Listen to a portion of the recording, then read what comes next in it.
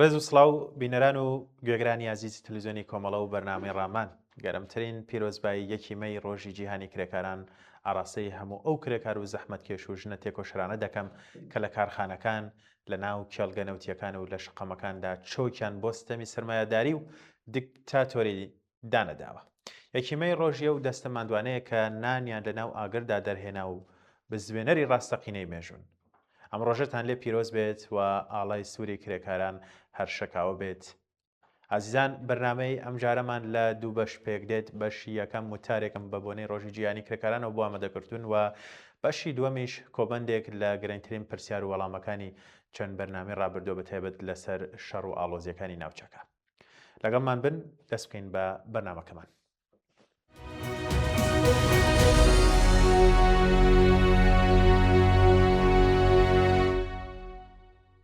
ناونیشانی وتارەکەمان بەم جۆرە دەست پێ دەکات. هێزی ڕێکخرا و بەرنامەدار. هەندێک خاڵ و باس و خواستی استراتیژی هەیە دەبێت ڕەچاوی بکەین کە بێ ئەوان هیچ ڕاپەڕینێک ناتوانێت لە مەیدانی تیۆریەوە بگوازرێتەوە بۆ سەرکەوتنی واقعی، چونکە بێ ڕێکخراوی بەرنامەداری پێشەنگ ڕاپەڕینەکان یان لە ناوڕاستدا دەوەستن یان دەکەونە دەستی هێزە بۆژواکان کە دەیانگۆڕن بۆ ڕێکەوتنی لەگەڵ سیستەمی کۆن، یان تووشی پارچە پارچە بوون دەبن و دەبنە قوربانی شەڕی ناوخۆیی. کەواتە لەم قۆناغی ئێستادا بەهێزکردنی ڕێکخراوە و حیزبێکی کرێکاری کە بتوانێت ئەو شۆرایانە ببەسێتەوە و ئاڕاستەیەکی سۆسیالیستی ڕوونیان پێ ببەخشێت، تەنیا خولیایەکی تیۆری نییە، بەڵکو پێداویستێکی ناچارکەرە بۆ گۆڕینی ڕاپەڕینی خۆبەخۆ بۆ ڕێکخراو. هەروەها پرسێکی تری میحوەریش هەیە کە ناتوانین لێی تێپەڕینەویش پرسی نەتەوایەتیە لە ئێراندا، چونکە ئێران چەند نەتەوەیە و بە واتایی کە کورد و بەلوچ و عەرەب و ئازەری و تورکمان و هەموو ئەو گەلانەی دیکە کە بە دەیان ساڵە لە ژێر ستەمی نەتەوەیەتیدان ناتوانن یەکڕا دەنگ هەڵبڕن لە ناو ئەو سیستەمە نوێی کە دەیانەوێت بیبینن، مەگەر ئەوەی ڕاپەڕینەکە بەڕوونی بەڵێنی مافی نەتەوەکان بداتێ و دیاریکردنی چارەنووسی خۆیان و جێبەجێکردنی سیستەمێکی دەسەڵاتی سۆسیالیستی کە تێیدا هەموو نەتەوەکان بە یەکسانی و بەبێ هیچ جۆرە هیژمۆنێکی نەتەوەیەک لەسەر ئەوی تر بەشداری لە دەسەڵاتدا بکەن. یەکێتی و یەکڕێزی نەتەوەکان لە چوارچێوەی دەسەڵاتی شۆرایی سۆسیالیستیدا ڕێگەیەکە بۆ ئەوەی کۆمەڵگای ئێرانی لە داوڕان دەربچێت، چونکە مێژوو بە ئاشکرا نیشانی داوە کە هەموو ڕژێمەکانی ئێران چ لە دەوری شایەتیدا و چ لە دەوری جمهوری ئیسلامیدا ستەمی نەتەوەیەتیان بە ناوی یەکێتی نیشتیمانی بەردەوام هێشتووەتەوە و ئەمە بووەتە یەکێک لە هەرە گەورەترین هۆکارەکانی کۆڵەکەی ڕژێمە جیاجیەکان. لە هەمان کاتیشدا باسێکی گرنگ هەیە نابێت لە بیرمان بچێت کە نیوەی کۆمەڵگای ئێران ژنانن. ئەو ژنانی کە ساڵانێکی دوور و درێژە لە ژێر ستەمی یاسای شەرعەتیەکانی ڕژێمدان و بەردەوام لە پێشەوەی خەبات بوون دژ بە سەرکوتی پۆلیسی خلاق و حیجابی ناچاری و هەزاران تاوان و پیسیەکانی تری کێشە کۆمەڵایەتیەکان. بزوتنەوەی جەماوەری ئەگەر نەیتوانێت ڕزگاری ژنان وەکو یەکێک لە بنچینەی ترین داواکاریەکانی خۆی دابنێت و لە شۆڕاکاندا نوێنەرایەتی تایبەت و باش بۆ ژنان دابین بکات، ئەوە دووبارە دەکەوێتەوە ناو ئەو تەڵەکۆنەی کە دەڵێت ئێستا کاتی ڕاپەڕین نییە بۆ قسەکردن لەسەر مافی ژنان.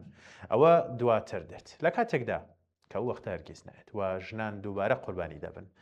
ڕزگاری ژنان و ڕزگاری چینی کرێکار دوو لایەنە ناتوانرێت یەکێکیان بەدەست بهێنرێت بە بێوەی دیکە، چونکە سیستەمی سەرمایەداری خۆی لەسەر چەوسانەوەی هەردووکیان پێک هاتووە و هەر بۆیە دەبێت بزانین چەوسانەوەی ژن تەنها کێشەیەکی کللتوری نییە، چونکە بەشێکی دانەبراوە لە ساختاری ئابووری و کۆمەڵایەتی سەرمایەداری کە ژن بە هێزێکی کاری هەرزان و بێم و چەو بێمافەوە دەبینێت.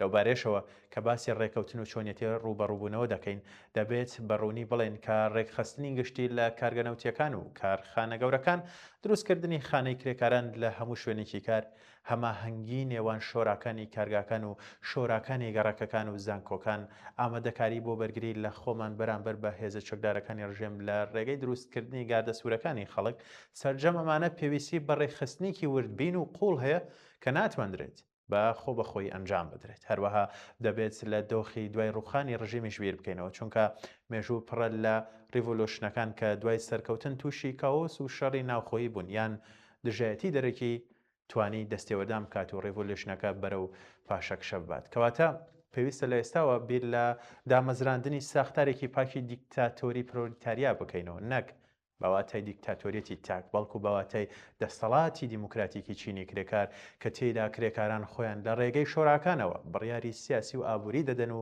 دەش بە هەر هێزێکی کاونتێر ڕێڤۆلیوشنەری دەوەستنەوە.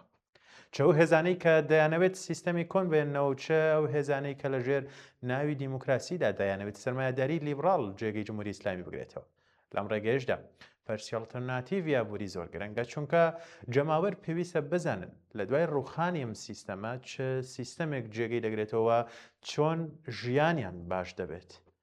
نەک تەنها بیستنی دروشمی گەشتی دەبێت بە ڕوونی باسی بکەین کە لە ماوەی لەوەی کە کارخانەکان و کێڵگەنەوتیەکان و بانکەکان و هەموو سەرچاوە سەرەکیەکانی ئابووری دەبنە مڵکی گشتی و لەلایەن خودی کرێکارانەوە بەڕێوە دەچن نەک لە لایەن بیۆکراتیەکانی دەوڵەتەوە بەڵکو لە ڕێگەی شوراکارگەیەکان کە کرێکارەکان خۆیان بەرهەمهێنان و دابشکردنی سامان و هەموو ڕێخستنەکانی کارەکان بەڕێوە دەبن. سیستەمێکی پلان بۆ دانراوی سۆسیالیستی کە تێیدا بەرهەمهێنان بۆ پێداویستی مرۆڤ نەک بۆ قاسانجی سەرمایه‌دار، سیستەمێک کە تێیدا خانوو خواردن و خوێندن و چارەسەری تەندروستی و هەموو پێداویستیەکانی بنەڕەتی ژیان بۆ هەموو کەس بە خۆڕایی دابین دەکرێت، سیستەمێک کە تێیدا جیاوازی چینایەتی لە نێو چوو بێت و هەموو کەس بە پێی توانای خۆی کار بکات و بە پێی پێداویستیەکانی خۆی وەربگرێت. بەڵام ئەم هەموو ئەمانەش هەر لە چوارچەوەی خەباتێکی نیشتیمانی سنوورداردا ناتوانن بە سەرکەوتن بگن چونکە سەرمایه‌داری سیستەمێکی جیهانی و خەباتی دژیەویش بێگومان دەبێت لە ئاسی جیهانی بێت.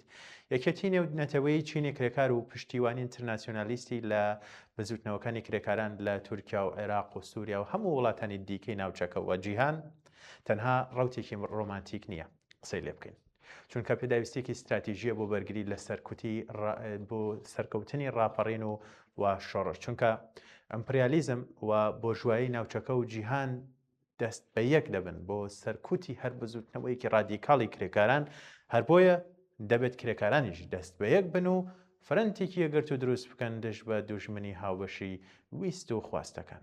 ئەم هەموو شیکاریەت دەمانگەیەنێتەوە ئەنجامەی کە ڕاپەڕینی ڕاستەقینە لە ئێراندا تەنها کاتێک دەتوانێت سەر بکەوێت کە لەسەر دەستی بنەمای ڕێکخستنی سۆسیالیستی پێشەنگ یەکێتی نەتەوەکان ڕزگارکردنی ژنان دیموکراسی شورایی ئابووری سۆسیالیستی و یەکێتی نێونەتەوەی کرێکاران پێک بێت.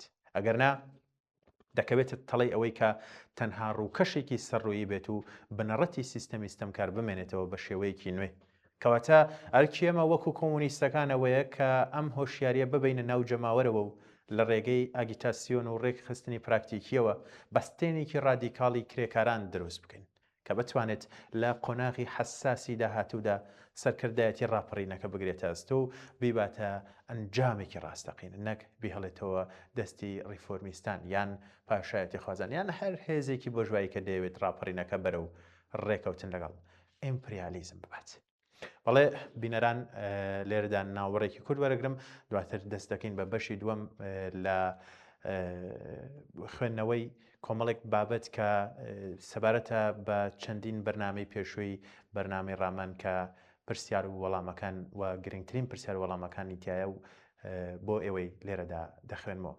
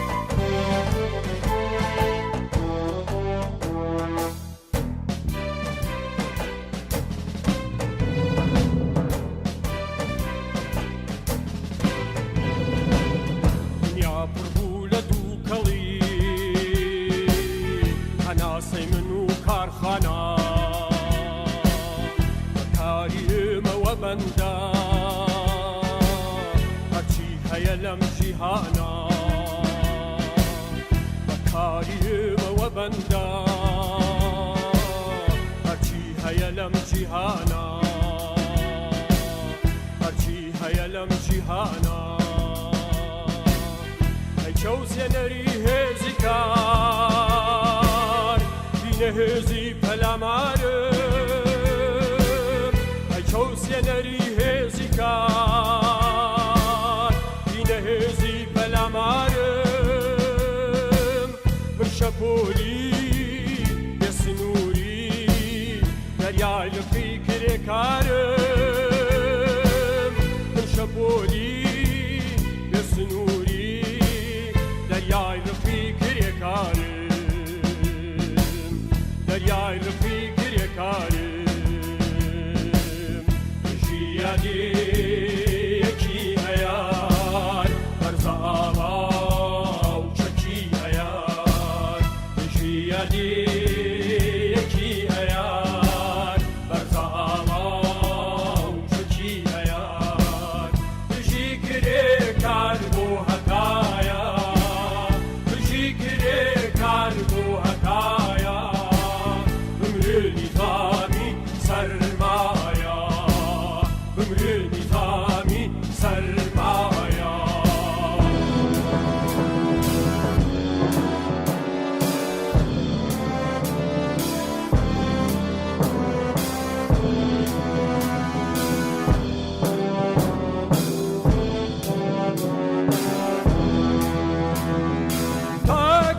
تاکەی بەهێزی شانی من دنیا لە ڕانجم وەگەشێ تاکەی بەهێزی شانی من دنیا لە ڕانجم وەگەشێ بمەگەنجی دوژمنانم بۆ خۆم وێڵبم لە دووی بەشێ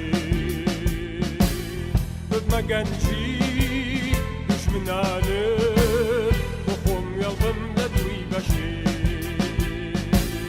بۆ خۆم وێڵبم لە دووی بەشێ ژیانێکی هەیار بەرزە ئاوا و چەکی هەیار ژیانێکی هەیار بەرزە ئاوا و چەکی هەیار بژی کرێکار بۆ هەتایە بمرێ نیزامی سەرمایە بژی کرێکار بۆ هەتایە بمرێ نیزامی سەرمایە بمرێ نیزامی سەرمایە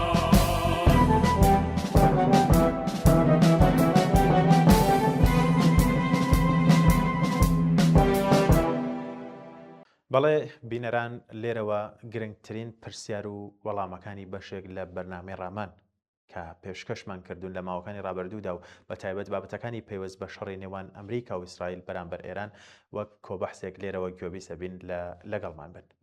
یەکێک لەو قسە و باس و پرسیارانش کە لە سەرەتای شەڕەکەەوە باسی لێ دەکرا و ئەوە بوو کە لە کۆتایی مانگی دووە ئەمریکا و ئیسرائیل هێرشان کردە سەر ئێران پاساوی ئەم جەنگەشیان بۆ بەرگرتن بە چەکی ئەتۆمی و سنووردارکردنی توانای موشکی بالستیکی و کۆتایی هێنان بە هێزە پرۆکسیەکانی لە ناوچەکەەوە هەندێک بابەتی دیکەی لەو شێوازە بوو. هاوکات لە ئێستاشدا کردنەوەی گەروی هورمز بەو بابەتە زیاد بووە. ئێمە پرسیمان ئەو پاساوانە تا چەندە هۆکاری سەرەکی و دەستپێکی ئەو شەڕە بوون. وەڵامی بەشێکی بەرچاوی میوانەکانی بەرنامەکەشمان ئەمەیە کە باسێکی گشتی وەڵامەکانیان بوو بەم جۆرە بۆیەوەی بەڕێزیە خوێنمەوە. بێگومان جیاوازی لە نێوان پاساوە ڕاگەیەنراوەکانی و هۆکار ڕاستەقینەکانی شەڕەکە هەیە، بەڵام پێشکەوتنی سەربازی ئێران چەکی ئەتۆمی موشکی بالستیکی و گروپە پرۆئێرانیەکان مەترسی ڕاستەقینە بوون. ئێران بەکردەوە لە پەناخۆی چەندین وڵات و میلیشیای مەکۆی شەڕ بەڕێوە دەبات کە لە درێژەی ئاڵۆزی و شەڕەکانی ناوچەکە بەشێک لەم هێزەی لاواز کرا. ئەوە نەک تەنها بۆ ئەمریکا و هەڵپەیمانان و بەرژەوەندی و خەونەکانی بەڵکو بۆ هەموو ناوچەکە مەترسی بوون. شەڕی ئەمریکا، ئیسرائیل و ئێران مێژوویەکی درێژتری هەیە. گەرچی دەستێوەردانی ئەمریکا و هاوپەیمانەکانی لە شۆڕشی 1970 و گەلانی ئێراندا ڕۆڵی کاریگەری هەبوو لە هاتنە سەرکاری کۆماری ئیسلامی بە ئامانجیەوەی لە پەنای یەکێتی زۆڤێت ڕێگە بگرێت لە ئەزمموی چەپ و وەکو ئەفغانستان دەسەڵاتێکی ئیسلامی بکات بە کێشە بۆ ڕووسیا. بەڵام وەک دەڵێن جادووەکە بەسەر خاوەنەکەیدا هەڵگەڕایەوە و هەرزوو و کۆماری ئیسلامی کەوتە بەرامبەر ئەمریکا و وەک نەیارێکی خۆی پێشاندا. ئەو شەڕە لە کاتێکەوە دەستی پێکردووە کە ئێران چەکی ئەتۆمی و موشکی بالستیکی نەبووە. بەڵام لە سەرەتای هاتنیەوە هەوڵی داوە لە دەرەوەی هەژمونی سیاسی و ئابووری ئەمریکا وەک ئیمپریالیزمێکی ناوچەی لە ڕۆژهەڵاتی ناوین جێگیر بێت و فراوانخوازی بکات و لە بەرامبەر ڕۆژ ئاوە و ئیسرائیل و بەرژەوەندیەکانیان بوەستێت. ئەم شەڕەی ئێستا شەڕی هژمونیە. ئیسرائیل بە سوودوەرگرتن لە لاوەزبوونی کۆمەر ئیسلامی و ئیسلامی سیاسی دەوێت وەکو زلهێزی ڕۆژهەڵاتی ناوەڕاست بێتە پێشەوە. ئەمریکا لەگەڵ ئەوەی ڕووسیای بە جەنگی ئوکرانیاوە گیرۆ دەکردووە دەیەوێت لە ڕێگەی کۆنتڕۆڵکردنی ئێرانەوە دەستی بەنەوت و وزەی ئێران و بازاڕەکانی ڕابگات و بەرەو بڵین بەر بە چینیش بگرێت کە خەریکە بازرگانی و بازاڕەکانی ڕۆژهەڵاتە خاتە ژێر دەستی خۆی و هەوڵی هەیە بۆ ئەوروپا و خۆر ئاواشی ئەویش لە کاتێکدا کە گەشەی ئابووری ئەمریکا ڕووی لە پاشەکشەیە. هەرچەندە داڕشتنەوەی نەخشەی ڕۆژهەڵاتی ناوەڕاست بەشێکە لە خەونی ئەمریکا و ئیسرائیل، بەڵام ئەوەی بەکردەوە دەتوانن بیکەن ڕێگاگرتنە لە پاشەکشەی زیاتر، وەک دەڵێن هێرش باشترین بەرگریە. ئەم شەڕە بۆ ئەمریکا چارەنووسازە، بەڵام برنەوەی مستەوگەر نییە. گرفتی ئەمریکا لەوەدایە ئەو نەمامەنەی لە ناوچەکە دەیانچێنێت ئەو بەرە نادەت کە دەیەوێت. ئەوە ئێران لە ساڵی 1970 زاینی، ئەفغانستان کۆتایی هەشتاکان، عێراق 2003 زاینی، تەنانەت ئیسرائیلیش کە بۆتە خاوەنی استراتێژی سربەخۆ لە ناوچەکە و دووریش نییە لایەندەدا سووریای ئەلشەرعیش ببێتە ناوچەی کێشەبووی. هۆکاری سەرەکیەم شەڕە کە بەشێک لە میوانانی بەرنامەی ڕامان بەم جۆرە جوابیان داوەتەوە ئەوەیە ململانەیە لەسەر پێگەی ناوچەی ئەمریکا و ئیسرائیل بۆ ئەوەی وەک جەمسەری هێز لە ناوچەکەدا بمێنەوە دەبێت شەڕ بکەن. دەرگای هەوڵی نەرم بەسراوە. ئەمەش بۆ ئەمریکا پێشڕەوی نییە خۆی لە خۆیدا هەنگاوێک بووە بۆ دواوە بڵین. و بەشێک لە جوابەکان ئەم شەڕە بە بەشێک لە قەیرانی سیستەمی سەرمایەداری دەزانن.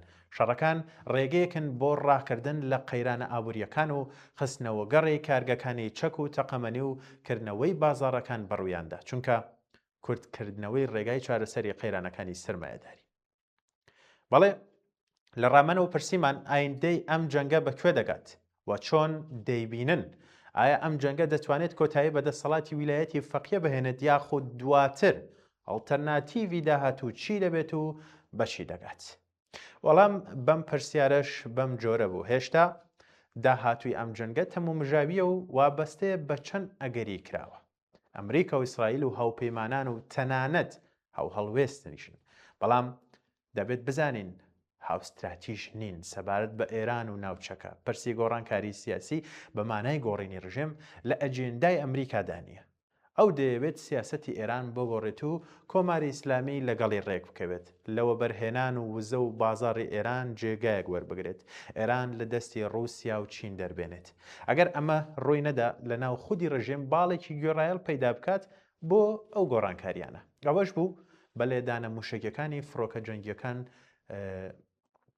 دوونەوە لە نەوەکانی دەسەڵاتی حکومڕانی لە ناو بردو ئێستاش بە جۆرێک لە ناو قەیرانی دانوستاندا لەگەڵنەوەی سێمی ئەو ڕژیمەیە. بەڵام ئیسرائیل مەبەستێتی دەوڵەتی ئێران هێندە لاواز بێت کەی تر وەک دوژمنێکی ناوچەی جێگای مەترسی نەبێت یاخود تاکو و ئاستی ڕووخان بچێت، لە ڕێگای شەڕەوە بێت یان لە ڕێگای خەڵکەوە. بە جۆرێک ئەو خەونی بوون بە ئیمپریالیزمی ناوچەی هەیە. بەڵام هێشتا هەڕەشەی کۆمەڵگای ئیسلامی لەسرە کە کۆمەری ئیسلامی و پەلوپۆکانی چالاک و کاریگەرن لە وارەدا. بۆیە هەوڵ دەدات لە پێگەی بەرگریەوە بچێتە قۆناغی هێرش. نایەوێت بۆ هەمیشە چاوی لە پاڵپشتی ئەمریکا بێت، چونکە لە حاڵی نەمان یان لاوازبوونی ئەمریکا ئەم مەترسیە زیاد دەکات. هەر بۆیە هێرشەکانی سەر لوبنان بەردەوامە و گوێی لە ئاگربەستی نێوان ئەمریکا و ئێران نییە. دەسەڵاتی ڕژێمی جمهوری ئیسلامی ئێران ئەگەری ڕووخانی لە ئارادایە، بەڵام نە بەهۆی بردومانی دەرەکی ئیسرائیل و یاخود ئەمریکا، چونکە بە جۆرێک ئەم جەنگە بووەتە هۆی لاوازبوونی سیاسی و سەرباسی و دەسەڵاتە و بۆ هێرشەوەلەوانەیە خەڵک و هێزە سیاسیەکان ڕێکخراوی جەماوەری و ناوخۆ بڵین بە یەکگرتوویی نیکرێکار و زەحمەت کێشان بتوانن بێڕوخێنن، چونکە کۆماری ئیسلامی لەلایەن خەڵکەوە دەمێکیشە حکمی ڕووخانی دراوە. ماوەتەوە سەرەوەی کەی ئەو دەرفەتیان بۆ هەڵدەکەوێت و هێزە سیاسیەکان چۆن مامەڵە لەگەڵ ئەو خواستە شەرعی ویستی خەڵک دەکەن، چونکە مانەوە لە ژێر ئەو دەسەڵاتە چەوسێنەرە گرانی و بێکاری و برسێتی پەرەدەستێنێت، داهات و سامانی گشتی بۆ بنیاتنانەوە و بژانەوەی دەوڵەت بەکاردێت، تونتر ڕوبەڕووی خواستەکانی خەڵک دەبێتەوە و بۆ کۆنتڕۆڵکردنی خەبات و بەرەنگاری خەڵک سەرکوت و ملهوڕی پەرە پێدەدات.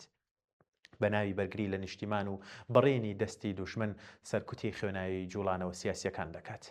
کۆماری ئیسلامی دوومەڵی پڕ لە زووخاوی ناوچەکەی و مەکۆی تیرۆریزمە لە جیهان.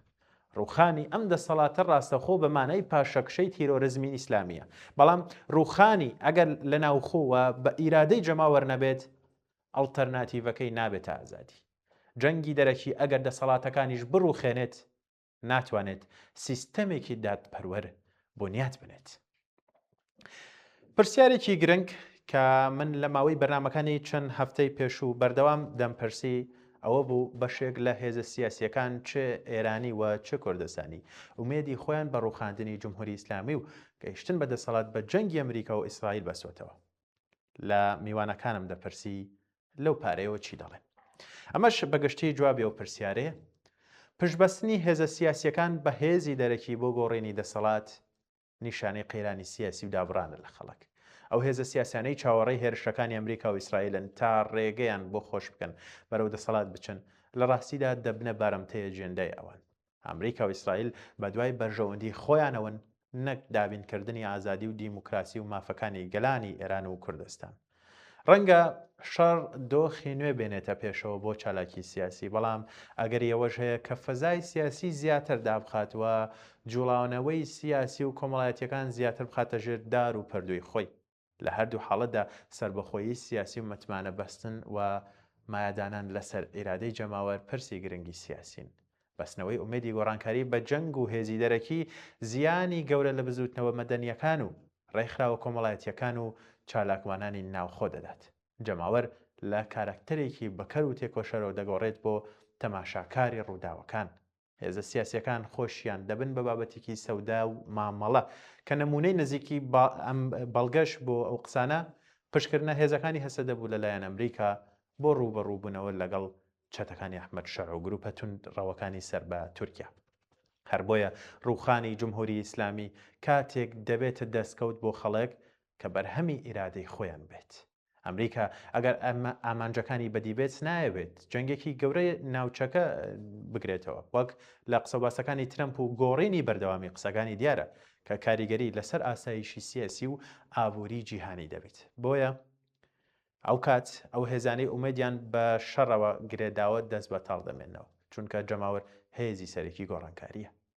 کۆماری ئیسلامی هیچ گرنگی و بەهایەکی بۆ خەڵک نییە. بوونی بە هێزی یەکەم لە ڕۆژهەڵاتی ناوەڕاست و خاوەنی چەکی ئەتۆم نەک هیچ دەرگایەک بەڕووی ژیانێکی باشتر بۆ خەڵک ناکاتەوە، بەڵکو مەترسیەکان زیاتر دەکات. ئەو بۆ دەستڕاگەیشتن بە چەکی ئەتۆمی و پاراستنی میلیشیای تەروریستیەکان ئامادەیە ژیانی دەیان ملوێن کەس بخاتە مەترسیەوە. ئەو هیچ بەهایەک بۆ ژیانی خەڵک دانانێت. بۆیە ڕووخاندنی ئەو ڕژیمە پێویستە بەشێک بێت لە هەوڵی وشیارانە و هەنگاوی کردداری هێزە سیاسیەکان، بەڵام لە ڕێگەی خەباتی ڕێکخرا و خەڵکەوە. بۆ ئەوەی ڕووخان یان گۆڕانی کۆماری ئیسلامی لە بەرژەوەندی گەلانی ئێران بچێتە پێشەوە، استراتیژی و گوتار و سیاسەتێکی سربەخۆ پێویستە کە سەر بە هیچ کام لە لایەنەکانی شەڕ نەبێت، سربەخۆی سیاسی هەبێت. ئەوەش لایەنی سێمە، واتە نەبیتە هاوبەشی داردەستی لایەنی ئەمریکی ئیسرائیلی و نەبیتە پشتیوانی ڕژیمی جمهوری ئیسلامی.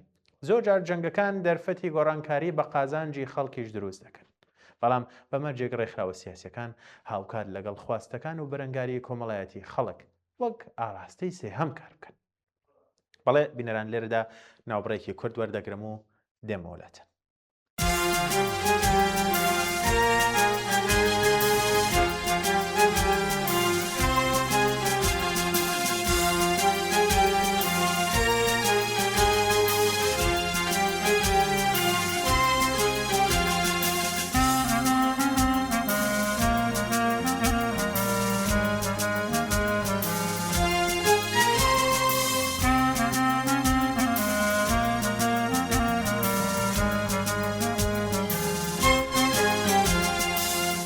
پێشەوە بۆ خیابان و ڕۆژی ئەوەلیمەیە، بۆ پێشەوە بۆ خیابان و ڕۆژی ئەوەلیمەیە، بەرەو مەیدانی پەرخۆراش بۆ پێشەوە، بەرەو مەیدانی پەرخۆراش بۆ پێشەوە، با بلرزی سر تا پشار بداشلکی دلی شد با بلرزی سر تا پشار بداشلکی دلی شد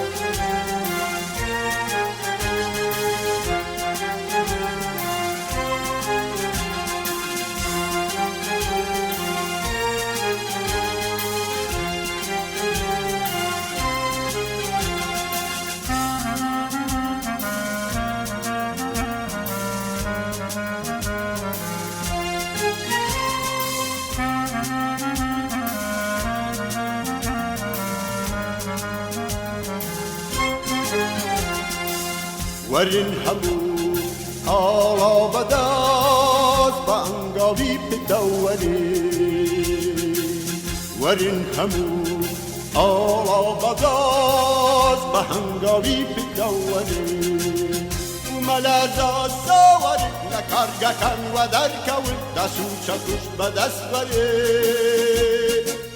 هو آلای سور با بدرش سوری گشی هو آلای سور با بدرش سوری گشی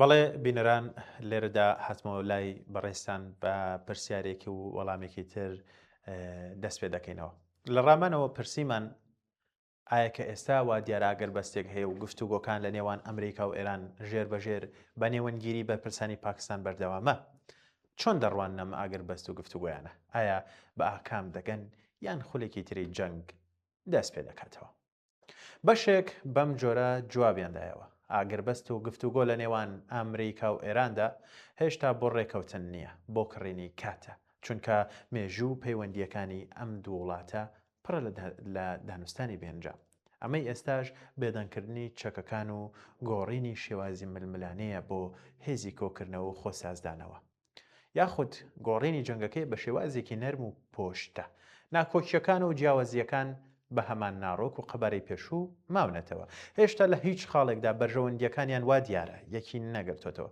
ئیرادەیەک و لێک تێگەیشتنێک نابینرێت بۆ ڕێکەوتن هەردوولایان دەزانن بەرامبەرەکەیان ماندوو بووە بەڵام هەردوولا بە غروری بێناوەڕۆک و لوتبەرزی دەچنە سەرمێزی وتوێش ئەمریکا گرەوی لەسەرەوە کردووە باڵکو کەسانێک بێنە پێشەوە بۆ پاراستنی خۆیان و لە ترسی پەرسەندنی ناڕزایەتی جەماوەری مل بە داواکاریەکانی ئەمریکا بدەن ئێرانیش گرەو لەسەر ناڕزایەتیەکانی ناوخۆی ئەمریکا و هەڵبژاردننی داهاتوو و تەداخلی ڕووسیا و چین دەکات کە خەیاڵاتی گرەوی هەردووکیان ئەسپی دۆڕاون ئابووری ئەمریکا تووشی نەزیفێکی ناوەکی تون بووە و ژێرخانی ئابووری و سەربازی ئێرانیش داڕوخاوە ڕێکەوتن لەسەر دۆسیە هەستیارەکانی وەکو چەکی ئەتۆمی نەوت و وزە پیتاندنی یۆرانیۆم سزاکانی سەر ئێران هەژمونی ناوچەیی موشەکی بالستی و بڵێن گەروی هورمز و میلیشەیەکان چەندین بابەتی تریش لە هەردوولاوە پێویستی بە سازشی گەورە هەیە بەڵام دەرکەوتن وەکو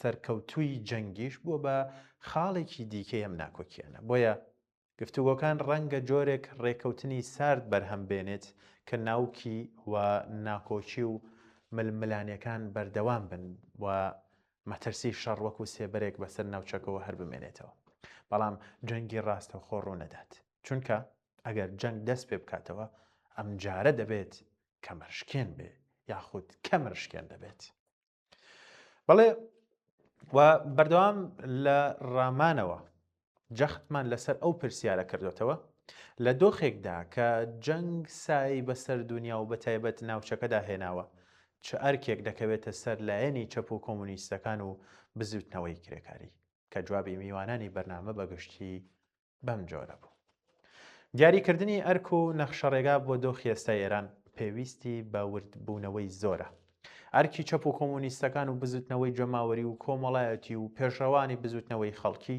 لە هەموو کاتێک بێگومان قورستر و هەستیارترە بەڵام بۆ چەپ و کۆمونیستەکان ئەم قۆناغە تاقیکردنەوەیەکی مێژووی چارن و سازات چونکە یەکێک لە گرنگترین ئەرکەکانی ئەم قۆناغە دروستکردنی بەرەی سێم و بەرزکردنەوەی ئاڵای خەبات و بەرەنگاری خەڵکە بۆ نوێنەرایەتی پرسی عەداڵەتی کۆمەڵایەتی نەک کۆمەری ئیسلامی دژە ستەم و پریالیزمە و نە ئەمریکا و ئیسرائیلیش نوێنەرایەتی دموکراسی و ڕزگاری گەلان دەکەن بە کورتی ئەم جەنگە هی خەڵک نییە و بۆ خەڵک نییە.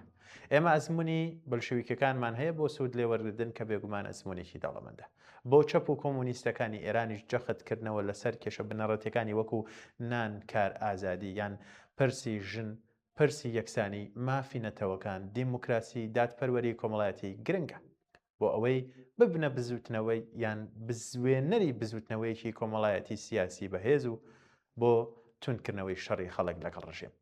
ڕێخستنی بەدیل بابەتێکی سەرەکیە چەپەکان و خەڵک پێویستە لە هێزی ناڕزایەتیەوە بگۆڕێن بۆ هێزی بەڕێوەبردن لە هەر شوێنێک دەسەڵات شل دەبێتەوە خێرابن لە خۆڕێخستن بۆ ئیدارەدانی کاروباری ژیانێن ئامڕازی خۆ بەڕێوەبردن هێزی پاراستنی خۆیان دروست بکەن دەبێت هەنگاو بنێن بۆ بنیاتنانی کۆمەڵگەی داهاتوو بۆ ئەوەی گۆڕانی ڕژێم تەنیا سیاسی نەبێت و کۆمەڵایەتی و یاسایی و ئابووریش بێت بە هەمرۆیەکان ئازادیە گشتی و تاکە کەسیەکان دادی کۆمەڵایەتی یەکسانی ژن و پیا و مافی دیاریکردنی چارەنووسینەتەوەکان بە جیابوونەوە بێت یان بە پێکەوە ژیانی ئەزموندار ئارەزوومەندانەش بە بەرنامەی دەبێت کاری خۆیان بزان. بێگومان ئەرکی کۆمونیستەکان و چەپەکان تەنها نەخێر بۆ جەنگ نییە بەڵکو گۆڕینی ئەم نەخێرەیە بۆ بزوتنەوەیەکی سیاسی. دروستکردن و پەرەپێدانی پەیوەندی هاوچارەنووسی و هاوخەباتی و هاوپشتی لە نێوان بەشە جۆرە و جۆرەکانی خەڵکی ئێران و بوونە پردی پەیوەندی لە نێوانیان چ لەسەر ئاسی بزوتنەوە کۆمەڵایەتیەکان و چ لەسەر ئاسی پێکهاتینەتەوەیی هەموو لە باش دەزانن دەسەڵاتی سیاسی و ڕژیمە جەنایەتکارە بەهۆی ژەنگەوە هارتر بووە بەڵام لاواز بووە. سوودوەرگرتن لەو لاوازیە قوڵکردنەوەی گرنگە. ئامادەبوونی کۆمونیستەکان وەکو هێزێکی ڕێکخرا و یەکگرت و خاوەن بەرنامەی کار و ئەڵتەرناتیڤ گرنگە. ڕێکخراوبوون و ڕێکخراوترکردنی ناڕازایەتی جەماوەریەکان و کۆڕ و کۆمەڵایەتیەکان هەماهەنگی بزوتنەوەی کۆمەڵایەتی و دامەزراوە مەدەنیەکان دەتوانێت هێزی پێویست بۆ ڕووخاندنی ڕژیمی ئیسلامی ئامادە بکات. زۆر گرنگە خواستی سەرێکی خەڵک بکرێت بە دروشم و استراتیژی سیاسی بەڵێ بێگومان شۆڕشی ئۆکتۆبەر وانەیەکی دەوڵەمەندە بۆ تێگەیشتن لەوەی چۆن شەڕی دەرەکی دەتوانرێت بگۆڕدێت بۆ دەرفەتی ڕزگاری لە کاتی دروست و گونجاو و خەڵک لە جاتیەوەی ببنە قوربانی شەڕێکی ماڵ و ژیان وێرانکەر ببنە خاوەنی بڕیار بۆ گۆڕانکاریەکی کۆمەڵایەتی مەزن. بەڵێ بینەران دووبارە یەکیمەی لە هەموو لایەک پیرۆز بێت و هەر شاد و سەرکەوتوو بن. ئەمەش بابەت و قسە و باسەکانی بەرنامەی ڕامان بوو کە بە گرنگم زانی لێرەدا بەشێک لەو پرسیارە گرنگانەی کە لە ماوەکانی ڕابردوودا لە بەرنامەی ڕامانەوە پێشکەش بەوەی خۆشەویستمان کردووە لە بەرنمەیەکە وەکو کۆبەندیە کۆی بکەم و پێشکەش بەوەی بەڕێزی کەم.